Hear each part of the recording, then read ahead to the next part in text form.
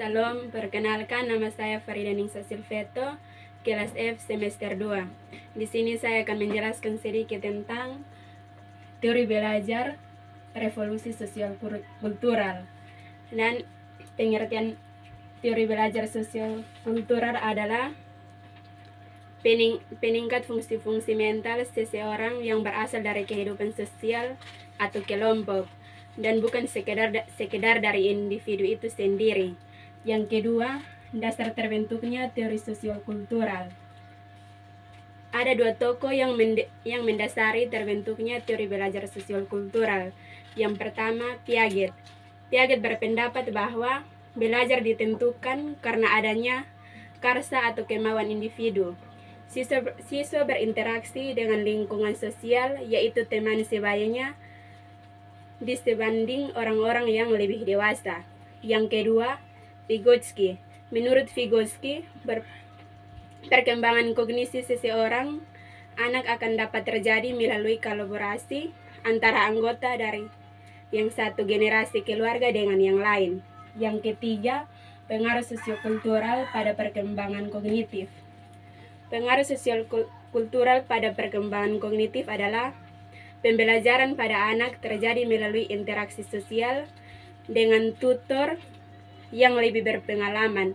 Tutor ini menjadi model dalam berperilaku atau menyediakan instruksi verbal untuk anak. Yang keempat, kelebihan dan kekurangan teori belajar sosial kultural.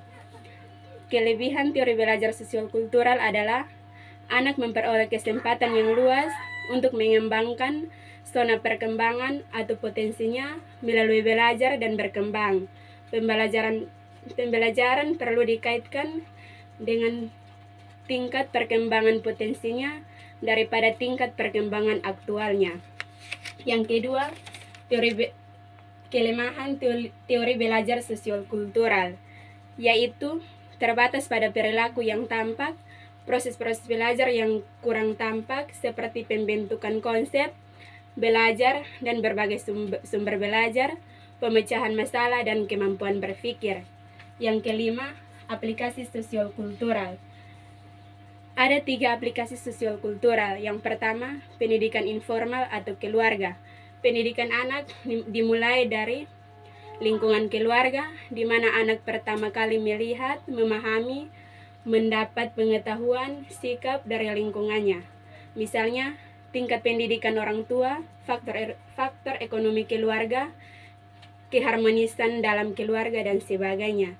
Yang kedua, pendidikan non-formal. Pendidikan non-formal yang berbasis budaya banyak munculnya untuk memberikan pengetahuan, keterampilan, dan perilaku pada anak, misalnya kursus membatik.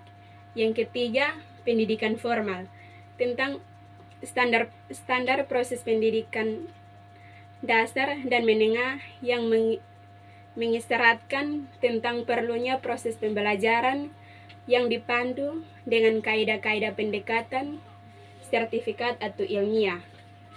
Ya, sekian dari penjelasan saya. Terima kasih, Tuhan Yesus memberkati. Salam.